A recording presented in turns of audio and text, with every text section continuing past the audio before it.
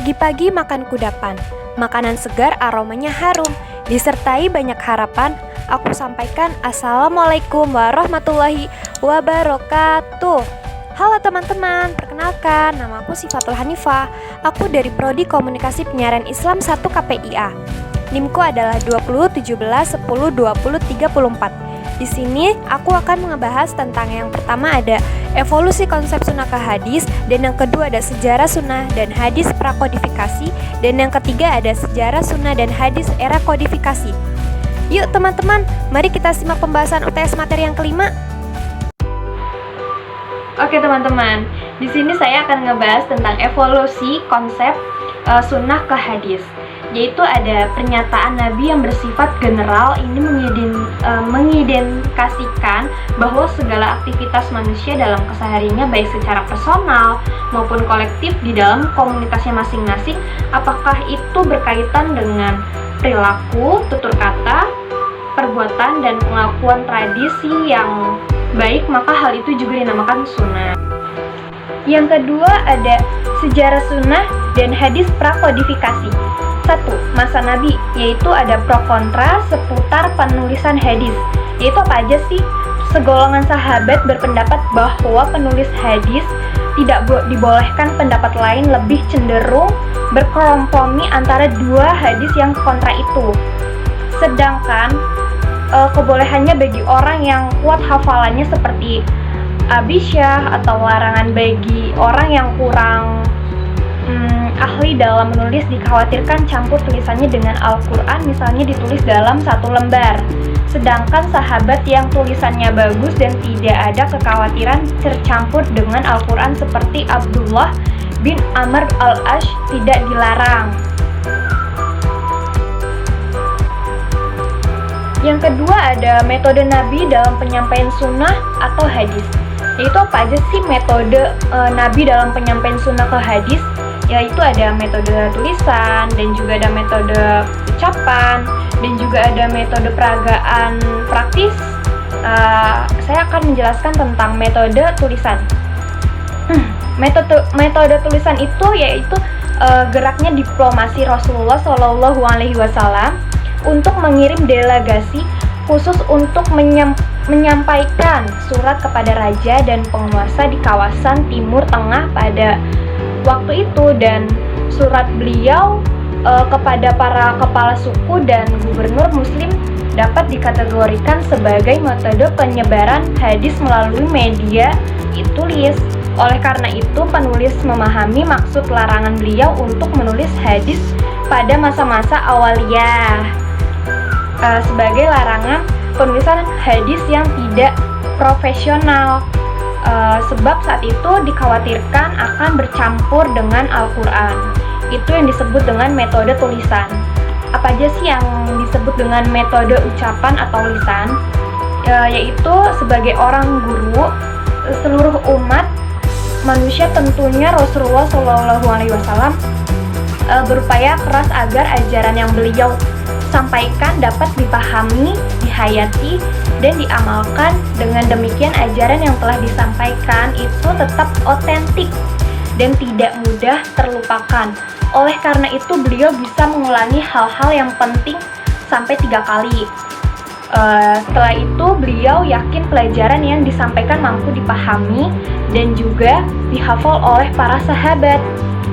Maka beliau berkenan untuk memerintahkan para sahabat untuk menirukan ucapannya, sekaligus mendengarkan dan mengoreksinya.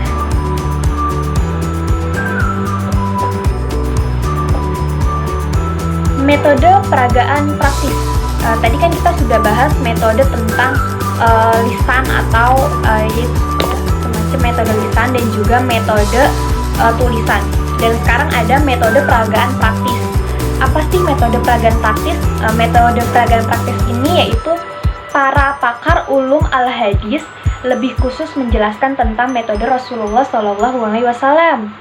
Dalam menyampaikan hadis, mereka mengklasifikasikan ada 8 metode yang dipakai beliau dalam mengajarkan hadis tersebut, yaitu ada tadaruj, terus markas ta'alim, terus ada hus al-tarbiyah, dan juga ada tanwi tagir ya, ada tatbik al-amali, dan juga ada al-mur'ah, al-mustawiyat, al-mukhtalifat, dan juga ada tasyir al-wadam, dan juga ada at-lasyid, dan yang terakhir ada atlim al-anisa. Yang ketiga yaitu ada penjagaan hadis dan penjagaan Al-Quran pada masa Nabi. Penasaran gak sih sama penjagaan hadis dan penjagaan Al-Quran pada masa Nabi? Yuk kita simak. Yaitu yang pertama ada membatasi periwayatan hadis. Apa sih membatasi periwayatan hadis? Yaitu sebagian tabi'in menjadikan salah satu cara untuk memelihara hadis Rasul dengan hanya menyampaikan maksimal 4 hadis dalam satu pertemuan, ya, maksimal dalam satu pertemuan. Terus yang kedua ada menuliskan hadis. Tabi'in banyak melakukan penulisan terhadap hadis Rasulullah, lembaran yang memiliki nilai sejarah catatan Hammam bin Munabih yang pada tahun 40 sampai dengan 131 Hijriah.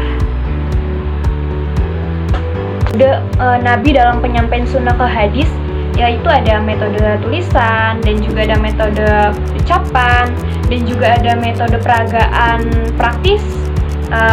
Saya akan menjelaskan tentang metode tulisan. Metode tulisan itu yaitu geraknya diplomasi Rasulullah Shallallahu Alaihi Wasallam untuk mengirim delegasi khusus untuk menyampaikan surat kepada raja dan penguasa di kawasan Timur Tengah pada waktu itu, dan surat beliau kepada para kepala suku dan gubernur muslim dapat dikategorikan sebagai metode penyebaran hadis melalui media tulis. Oleh karena itu, penulis memahami maksud larangan beliau untuk menulis hadis pada masa-masa awaliyah sebagai larangan penulisan hadis yang tidak profesional, sebab saat itu dikhawatirkan akan bercampur dengan Al-Quran. Itu yang disebut dengan metode tulisan. Apa aja sih yang disebut dengan metode ucapan atau lisan? Yaitu sebagai orang guru seluruh umat manusia, tentunya Rasulullah SAW berupaya keras agar ajaran yang beliau sampaikan dapat dipahami, dihayati, dan diamalkan. Dengan demikian ajaran yang telah disampaikan itu tetap otentik dan tidak mudah terlupakan. Oleh karena itu beliau bisa mengulangi hal-hal yang penting sampai 3 kali. Setelah itu beliau yakin pelajaran yang disampaikan mampu dipahami dan juga dihafal oleh para sahabat. Maka beliau berkenan untuk memerintahkan para sahabat untuk menirukan ucapannya, sekaligus mendengarkan dan mengoreksinya.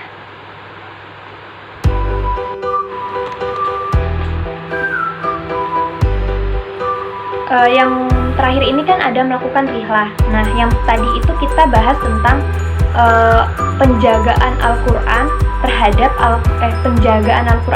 hadis. Itu kan ada 3. Yang pertama ada membatasi, dan yang kedua ada menuliskan hadis, dan yang ketiga ada melakukan rihlah. Nah, melakukan rihlah ini yaitu sewaktu Rasulullah atau sahabat memelihara hadis dengan cara melakukan konfirmasi atau klasifikasi kebenaran hadis kepada Rasul.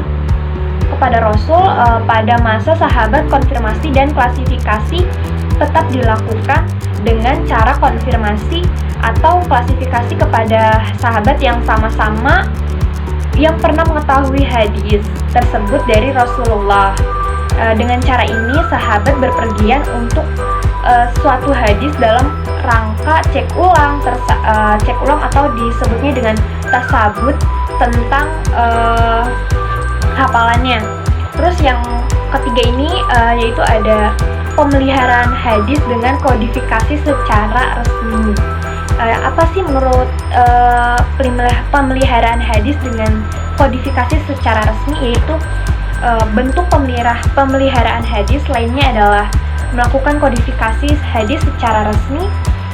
Proses kodifikasi hadis atau tadwin atau tadwin hadis yang dimaksud adalah proses pembukuan hadis secara resmi yang dilakukan instruksi khalifah. Dalam hal ini adalah Khalifah Umar bin Abdul Aziz atau beliau memerintah pada tahun 99 sampai 101 Hijriah dengan adanya kebutuhan yang sangat mendesak untuk memelihara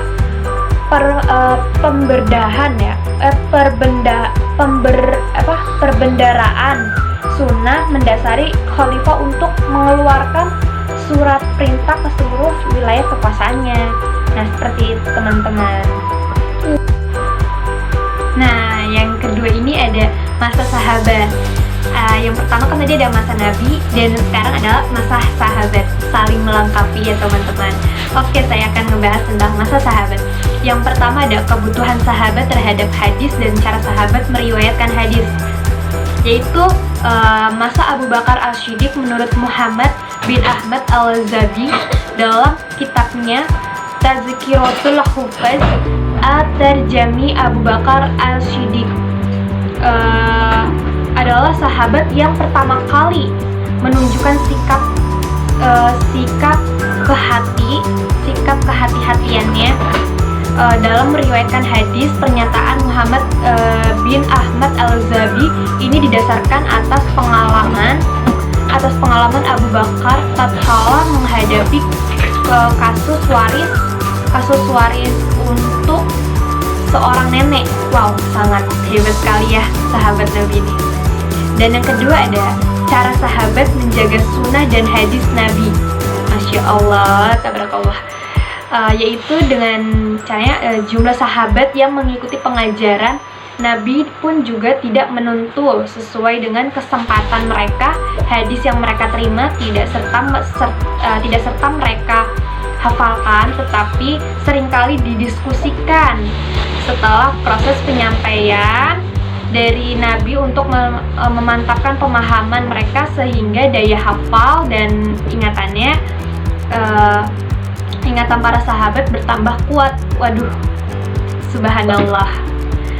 Udah sahabat menjaga sunnah dan hadis, juga mereka cara menyampaikannya itu sungguh luar biasa ya teman-teman.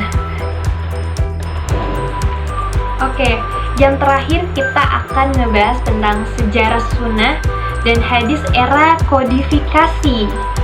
Yang pertama ada faktor yang melatar belakangi, yaitu sebagai salah satu kajian terhadap teks-teks keagamaan seperti tafsir, fikih, dan tauhid.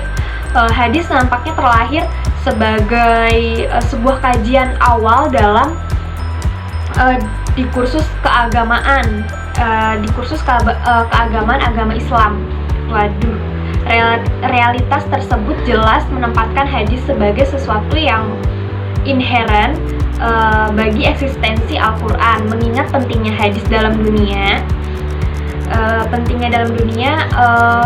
dunia Islam, maka kajian-kajian atas hadis semakin meningkat, sehingga upaya terhadap penjagaan hadis itu sendiri historis telah dimulai sejak masa sahabat yang dilakukan secara selektif demi menjaga keotentikan hadis itu sendiri.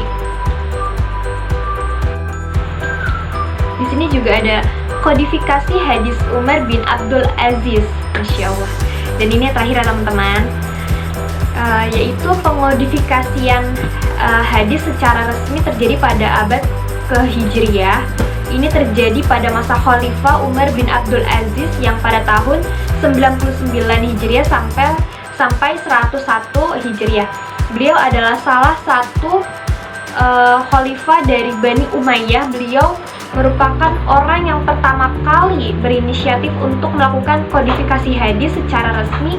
Beliau mengirim surat edaran kepada para gubernur di daerahnya masing-masing agar menunjukkan bahwa ulama di tempat masing-masing untuk menghimpun hadis-hadis Nabi Shallallahu Alaihi Wasallam secara khusus serta menelitinya untuk menentukan hadis sahih dan hadis yang tidak sahih.